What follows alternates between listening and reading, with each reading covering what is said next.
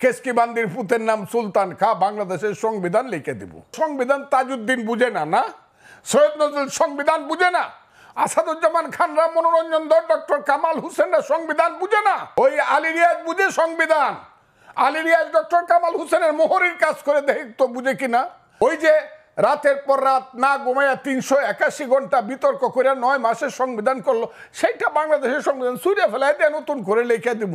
Election করো, মেম্বারের vote পায়ে দেখাও যে আমি মেম্বার যে 2500 ভোট পায়ে মেম্বার হয় ইউনিয়ন পরিষদে, আমি সেই ভোটটা পাইছি। 5ই আগস্টের আগে আমরা মনে করছি এরা বুঝি পৃথিবীর সবাই ফিডেল কেস্ট্রো চে গুয়েবেরা। আর এখন দেখা যায় আঙ্গুল ফুললে কলা গাছ, কলা গাছ ফুললে বট গাছ, বট গাছ ফুলে দুরা বট গাছ হইছে। বিএনপির নেতৃত্ব আগের রাত্রে কথা বলে মাথা উঁচু করে পরের দিন আবার যখন ইউনূস সাহেবের কাছে গিয়া দেখে যাদের মন্ত্রিত্ব চায় না তাদেরকে ইউনূস সাহেব পাশে বসায়া, সেই সজীব বুয়েদেরকে পাশে বসায় রাখে, একজনও বলে না যে ও থাকলে আমরা থাকবো না। এইটুক থাকা দরকার। তো আমার মতো একজন অধম লোক যদি তাদের সাথে যাইতে পারতাম, আমি ইউনূস সাহেবকে বলতাম, আসসালামু আলাইকুম স্যার, আপনার পাশে যিনি বসে আছেন ওনাকে এখান থেকে বিদায় করেন, তা না হলে আমি বসবো না। তার পদ থেকে দাবিতে তো গেছেন, হ্যাঁ, মানে তার পদ থেকে দাবিতে তো ওনারা গেছেন 1903 জন। এবং এর ইতিহাস কিন্তু বিএনপি প্রথম আনছে। দেশনেত্রী বেগম খালেদা জিয়ার নেতৃত্বে এরশাদ সাহেবের আমলে আতাউর রহমান খান সাহেবকে যখন প্রধানমন্ত্রী করা হয়েছিল, বিএনপি বলে দেশনেত্রী খালেদা জিয়া বলেছিলেন আতাউর রহমান খান সাহেব এরশাদ সাহেবের পাশে বসলে আমরা আলোচনায় যাব না। এবং এরশাদ সাহেব বাধ্য হয়েছিলেন আতাউর রহমান খান সাহেবকে বাদ দিয়ে, প্রধানমন্ত্রীকে বাদ দিয়ে আলোচনা করতে। বর্তমান নেতৃত্ব কি তাহলে দুর্বল? হ্যাঁ, বর্তমান নেতৃত্ব কি তাহলে দুর্বল? তারা তো নেতৃত্ব না, একটা পর্যায়ে তারা টিম অফ লিডারশিপ। মূল নেতৃত্ব তো এখানে নেই। মূল নেতৃত্ব আজকে কথা বললেন যে কথা বাংলাদেশের মানুষ ওনার কাছ থেকে শুনতে চায়, এবং আমি জানি এই কথা সত্যে প্রমাণিত হবে, আল্লাহর রহমত। এই কথা বৃথা যাবে না। কারণ হলো এই কথা বাংলাদেশের 18 কোটি মানুষের কথা। এই কথা হলো বাংলাদেশের যে স্বাধীনতার সার্বভৌমত্বের প্রতীক সেনাবাহিনী বা প্রতিরক্ষা বাহিনী, তাদের কথা। তারাই বলেছে এই কথাটা যে ডিসেম্বরের মধ্যে ইলেকশন হবে। যখন ইউনূস সাহেবরা সবসময় বলতেছিল ডিসেম্বর থেকে জুন, একমাত্র সেনাবাহিনীর প্রধান বলছে না, ডিসেম্বরের মধ্যে ইলেকশন হবে, তারপরে আমরা ব্যারাকে ফিরে যাব, এরপরে আর আমরা থাকবো না, আমরা জানুয়ারিতে শপথ গ্রহণ অনুষ্ঠান দেখতে চাই, এইটুক বলেছে। কাজেই যেখানে সার্বভৌমত্বের প্রতীক প্রতিরক্ষা বাহিনী, সেনাবাহিনী কথা বলেছে, আর বাংলাদেশের সবচেয়ে জনপ্রিয় এবং মানুষের দ্বারা সমর্থিত দল বিএনপির নেতা জনাব তারেক রহমান যখন কথাটা বলেছে, আমার ধারণা এই কথাকে মিথ্যা প্রমাণ করার মতো অবস্থা কোনো দিনই হবে না। আল্লাহর রহমতে ডিসেম্বরে, আমিও বলি ইলেকশনটা ডিসেম্বরে হবে। যদি না হয়, এই কথাটা আপনি জিজ্ঞাসা করতে, যদি না হয়, এইটা আমি জানি ইউনূস সাহেব এবং তার সরকারের অধীনে আর কোনো নির্বাচন হবে না, অথবা তাদের কোনো সরকার থাকবে না। কিন্তু এত বড় দুটি শক্তিকে অবজ্ঞা কেন করছে ডক্টর ইউনূসের সরকার? হ্যাঁ, সামরিক বাহিনী এবং বিএনপি, এই বড় দুটো শক্তিকে অবজ্ঞা করছে কেন ডক্টর ইউনূসের সরকার? ক্ষমতার ময়ূর সিংহাসনে যারা বসেন এই দেশে, আমি দেখছি আর কি, তাদেরকে আরবিতে বলে সুমুন বুকমুন উমিউন ফাহিউম লায়ারজিউ। তারা চোখ থাকতে দেখে না, কান থাকতে শুনে না, মন থাকতে বুঝে না। তারা মনে করে তাদের চেয়ে ক্ষমতাবান লোক আর নাই, এবং যে ভুল তারা করছে, ভুল বললে কম বলা হয়, যে অপরাধ তারা দেশের সঙ্গে করছে। এত অনিশ্চিত দেশ, আমার ভাইয়ের বয়স আমার রাজনীতির চেয়েও কম। আমি 61 বছর যাবৎ রাজনীতি করি। আমি 1964 সন থেকে রাজনীতি করি। 6 দশক আমার রাজনীতির অভিজ্ঞতা।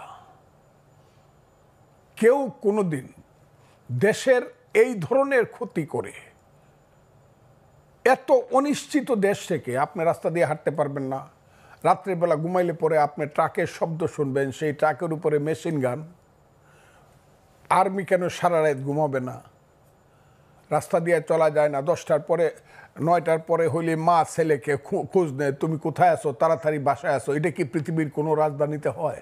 এত অনিশ্চিত কি কোনো দেশ আছে? এই দেশটা কি যুদ্ধ করে স্বাধীন করছিলাম? এই ধরনের চক্রান্তকারী সরকার কি কোনো দেশে আছে? যে সরকার আমার দেশের করিডোর দিয়া দেয়, আমি জানতে পারি 2 মাস বা 3 মাস পরে।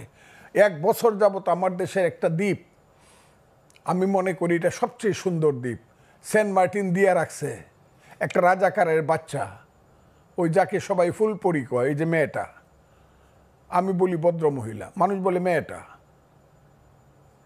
সে বড় বড় কথা বলে। 1 বছর যাবত একটা স্টিমার যাইতে পারে না ওতে, মানে এই সরকার আসার পর থেকে যাইতে পারেন না সেন্ট মার্টিনে। আপনি সমুদ্র বন্দর দিয়ে দিচ্ছেন কোন কথা বলে? আপনি বলছেন যে ভালো চালাইতে পারবে তাকেই আমি দিয়ে দিব, যে সুন্দরভাবে চালাইতে পারবে।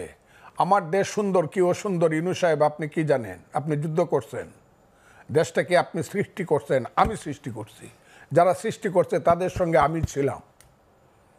ওই যে ইকবাল হল থেকে সবচেয়ে বেশি ছাত্র নেতৃত্ব হয়েছে মুক্তিযোদ্ধা, আমি ছিলাম। আমি দেখছি সিরাজুল আলম খানদেরকে দেখছি, তাদের নেতা বঙ্গবন্ধু শেখ মুজিবুর রহমান কিভাবে 32 নম্বরের দোতলা থেকে আঙ্গুল তুলে কথা বলতো মার্চ মাসে, সেটা আমি দেখছি। কিভাবে পতাকা হয়েছে, স্বাধীনতার গান হয়েছে, এটা কি বলে আমাদের যে জাতীয় সঙ্গীত হয়েছে, সব দেখছি। জাহিদুর রহিম কিভাবে 2টা গান পাশাপাশি গাইছে, সিরাজুল আলম খান এই 4 নেতার সামনে বৈশা জাহিদ ভাই গানটা গানতো, আমার সোনার বাংলা আমি তোমায় ভালোবাসি। জাহিদ ভাই ওই গানটা গানতো, ধনধান্যে পুষ্পে ভরা আমাদেরই বসুন্ধরা।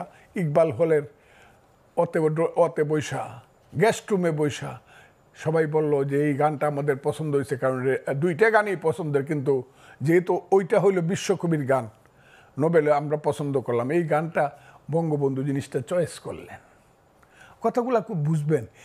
সেই দেশ যুদ্ধ করে স্বাধীন করছি আমার মা, মুক্তিযুদ্ধ আমার মা, মায়ের পেট থেকে আমার দেশ বেরিয়েছে। সেই মাকে আপনি বলেন আমি শাড়ি দিতে পারি না, হইতে পারে পুরান শাড়ি পরে আমার মা, আমার মাকে আমি ভালোভাবে 3 বেলা খাবার দিতে পারি না, ঔষধ দিতে পারি না আমার মা। আপনি বুঝি আইসা বলবেন এই তোর মারে জমিদারের কাছে বিয়ে দিয়ে দিই, তাইলে সুন্দর বেনারসি শাড়ি পরতে পারবে, সেই মাকে আমি দিয়ে দিব? আমার চট্টগ্রাম বন্দর দিয়ে দিলে বাংলাদেশ থাকে? আমার কান্না আসে, উনার আসবে না ওইভাবে, কারণ আমি যুদ্ধ করে দেশ স্বাধীন করছি। চট্টগ্রাম বন্দর দিয়ে দিলে বাংলাদেশ থাকে কি? আপনি করিডোর দিয়ে দিতে চান, আমরা বুঝি না? আমরা বুঝি না বার্মার থেকে কালকে কি করে আমার দেশের রাষ্ট্রদূতকে বের করে দেওয়া হয়েছে কেন? ও এরা আমাদের বন্ধু রয়েছে এখনো। আমি ইউনূস সাহেব বা ইউনূস সাহেবের এইসব ধরনের ওই যে পান্ডা পুন্ডা ছেলে পেলে, আমি ফজলুর রহমান, আমি বুঝি না চীনের সঙ্গে আমার সম্পর্ক কোথায় যাবে, বার্মার সম্পর্ক আমার কোথায় যাবে। ওই জায়গাটা যে একটা গাজা উপত্যকা হবে, লেবানন হবে চিরদিনের জন্য, রাতে ঘুমাইলে পরে বোমার আওয়াজ হবে, আমি এটা বুঝি না, নাপাম বোমার আওয়াজ হবে, মেশিন গানের আওয়াজ হবে। ওই যে গাজা উপত্যকা আজকে দেখলাম 36,000 মানুষ একসাথে মারা গেছে। আমার দেশটাকে ইউনূস সাহেব নিতে চান কোথায়? দিব না আমার দেশ, আমি না খাইয়ে থাকবো। আমার দেশ যেভাবে পারি আমি বাঙালি জাতি বাংলাদেশের মন চালাবো। আপনি দিয়ে দেওয়ার কে? কে আপনি দিয়ে দেওয়ার? কে আপনাকে রাইট দিছে বাংলাদেশটাকে আপনি দিয়ে দিবেন বন্ধক? কেন দিবেন আপনি? কোন রাজনৈতিক দলের জিজ্ঞাসা করার প্রয়োজন মনে করলেন না, এমনকি জানানোরও মনে করলেন না। এখন আবার অস্বীকার করেন। কে খলিলুর রহমান বাংলাদেশের? আমি তো বললাম, আমি ওই দিনও বলছি, আজকেও বলি, ফজলুর রহমান যাকে চিনে না সে বাংলাদেশের নিরাপত্তা বাহিনীর লিডার হয় কেমনে? প্রতিরক্ষা বাহিনীর সে মন্ত্রী হয় কেমনে? দায়িত্ববান লোক হয় খলিলুর রহমান। ইতিহাস তো আমি দেখি 2001 সালে তারা কি ছিল, একটা প্রাইভেট সেক্রেটারি ছিল। ওই প্রাইভেট সেক্রেটারি বাম হাতের নিচে থাকে রাজনীতিবিদের। গেঞ্জি যত দামি হোক কেউ শার্টের উপরে পরে না, আমলা যত বড়ই হোক রাজনীতিবিদের চেয়ে সে বড় না। আপনি ওই 11টা মানুষকে আনছেন আপনি মার্কিন নাগরিক হিসাবে, বিদেশি নাগরিক। আমি এদেরকে বলি 1757 সালের রবার্ট ক্লাইভ। সেই রবার্ট ক্লাইভ সাদা ছিল, এরা হইল কালো রবার্ট ক্লাইভ। এদেরকে দিয়ে আপনি আমার দেশের সংবিধান বদল করবেন? যে সংবিধান 30 লক্ষ লোকের রক্তের আকরে লেখা সংবিধান, ও সংবিধান তাজউদ্দিন বুঝে না, না সৈয়দ নজরুল সংবিধান বুঝে না, আসাদুজ্জামান খানরা, মনোরঞ্জন ধর, ডক্টর কামাল হোসেনরা সংবিধান বুঝে না। ওই আলী রিয়াজ বুঝে সংবিধান। আলী রিয়াজ ডক্টর কামাল হোসেনের মোহরের কাজ করে দেখতো বুঝে কিনা, ডিক্টেশন নিতে পারে কিনা। ওই যে রাতের পর রাত না ঘুমাইয়া 381 ঘন্টা বিতর্ক করে 9 মাসের সংবিধান করলো, সেইটা বাংলাদেশের সংবিধান ছুঁড়ে ফেলায় দিয়ে নতুন করে লিখে দিব, কেসকি বান্দির পুতের নাম সুলতান খা, বাংলাদেশের সংবিধান লিখে দিব। আমার তো সহ্য হয় না। এরা কারা? ইলেকশন করো, মেম্বারের ভোট পায়ে দেখাও যে আমি মেম্বার, যে 2500 ভোট পায়ে মেম্বার হয় ইউনিয়ন পরিষদে, আমি সেই ভোটটা পাইছি, দেখাও। বাপের বেটা হইলে গোপনে করো কেন? সকালবেলা একরকম কও, বিকালবেলা আরেক রকম কও, অন্ধকারে রাখো, মানুষকে মুনাফেকের মতো বিশ্বাসঘাতকতা করো, ছোট ছোট বাচ্চাদেরকে দিয়ে চিলড্রেন পার্টি করাও, আর মাথার মধ্যে হাত দিয়ে বলো তোমরা হবা বাংলাদেশের নেতা, ছাত্র তরুণরা বাংলাদেশ চালাবে। সেই ছাত্র তরুণ 9-এ পড়ে, 10-এ পড়ে, মেট্রিক পাস করছে, সে যদি দেশ চালায় তাহলে তো আমি ফজলুর রহমান 70 ঊর্ধ্ব ব্যক্তি গিয়ে আমার গিয়ে ক্লাস 9-এ ভর্তি হতে হবে, ওই গোলাম মোরার ননির গিয়ে আইএ ফার্স্ট ইয়ারে ভর্তি হইতে হবে, না তো স্কুল কলেজ সব বন্ধ হয়ে যাবে। সমস্ত ছাত্ররা এখন ইউনো অফিসে গিয়া, ডিসি অফিসে গিয়া, বিভিন্ন মানে ওয়াটার বোর্ডের অফিসে গিয়ে বসে থাকে, সচিবালয়ে গিয়ে বসে থাকে, ডিসি কিভাবে পরিবর্তন করা যায়, কাম কিভাবে নেওয়া যায়, প্লট কিভাবে নেওয়া যায়। এর জন্য এই দেশটা আমরা সৃষ্টি করছিলাম। আমার দেশের সমস্ত তারুণ্য ধ্বংস হয়ে যাচ্ছে। এক একটা ছেলে 5ই আগস্টের আগে আমরা মনে করছি এরা বুঝি পৃথিবীর সবাই ফিডেল ক্যাস্ট্রো চে গুয়েভারা, আর এখন দেখা যায় আঙ্গুল ফুললে কলা গাছ, কলা গাছ ফুললে বট গাছ, বট গাছ ফুলে দুরা বট গাছ হইছে। ঘর আছে দর নাই, মানুষ আছে রাও নাই, বাড়িতে একটা ঘর নাই, দরজা নাই, সেই সব ছেলেগুলা বিমানে যায় বাড়িতে। এগুলো আমরা দেখি, আমি দেখার দরকার নেই, মানুষ দেখে এগুলা। যাদের পিছনে এক সময় 7 লক্ষ লোক মিছিল করে আসতো, তাদের পিছনে এখন 700 লোক যায় না, 150 লোক হয় না 3 দিন মাইক মারলে পরে। তাদের সাথে আবার ইউনুস সাহেব গিয়া মিটিং করে প্রথম, এনসিপি পার্টি প্রথম, আর এদের পিছনে বিএনপি যায়। আমি তারেক রহমান সাহেবকে বলবো আপনি আমাদের নেতা, বাংলাদেশের নেতা, বিএনপিকে বলবো এনসিপি যেখানে বসবে আগে তারা রেজিস্ট্রেশন করে আসুক, তারপরে আপনারা গিয়ে বসবেন। তা না হলে বসলে পরে আমাদের অপমান হয়, বাংলাদেশের মানুষের অপমান হয়। এনসিপি কে? কোথায় আছে এনসিপি? বাংলাদেশে ঢাকা শহরে কিছু ছেলে পেলে বাদ দিলে এই দেশটাকে একটা চক্রান্তের মধ্যে ফেলে দিয়ে গণতন্ত্রকে হত্যা করা হচ্ছে। এই দেশটাকে একটা চক্রান্তের মধ্যে ফেলে দিয়ে এই দেশের সমস্ত মানুষের মানবাধিকারকে হত্যা করা হচ্ছে। আর এই দেশটাকে আস্তে আস্তে ধীরে ধীরে কইলে পরেই তো আমারে বকবো, যে বকা বক্তাছে আমার উপরে ফতোয়া হয়েছে আমি মরলে নাকি আমার নামে জানাজা পড়া যাবে না, আমি নাকি কাফের। আমি কথা বললেই হবে? দেশটাকে আমরা এদের জন্য করছিলাম? এই দেশটাকে আমরা স্বাধীন করছিলাম কেন? কি স্লোগান ছিল? এই যে মুক্তিযুদ্ধ হইল, 47কে ভুল প্রমাণিত করে মুক্তিযুদ্ধ হয়েছে। 47 ভুল প্রমাণিত হয়েছে এই দেশে 52 সনে।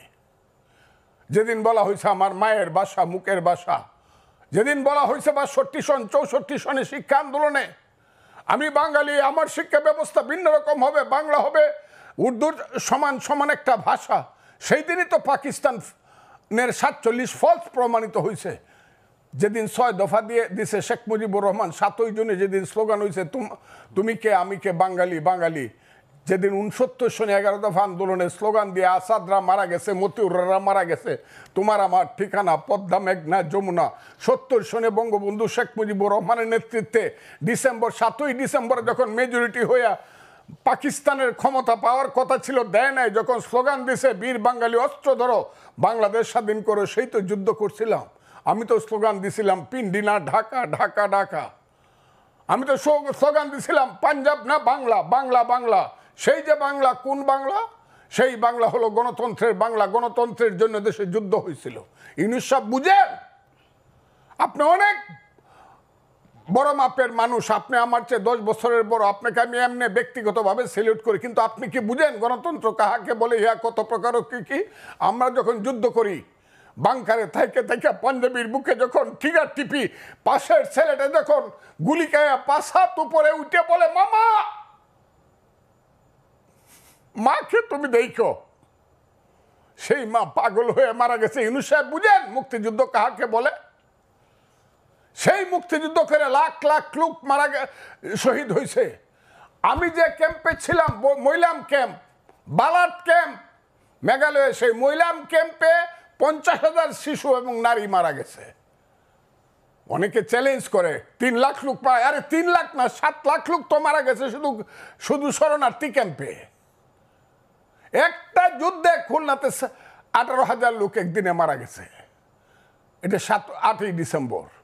কাজে আমি আপনাদেরকে, দেশটাকে রক্তের সাগরে দেশ হয়েছে, এইটাকে নিয়ে এত খেলাধুলা করা উচিত না। এখনো মুক্তিযোদ্ধারা জীবিত আছে, এটাকে এই মুক্তিযুদ্ধের বিরুদ্ধে যারা স্লোগান দেয় তারা মহাপাপী, তারা আলবদর রাজাকার এবং তাদের সন্তান।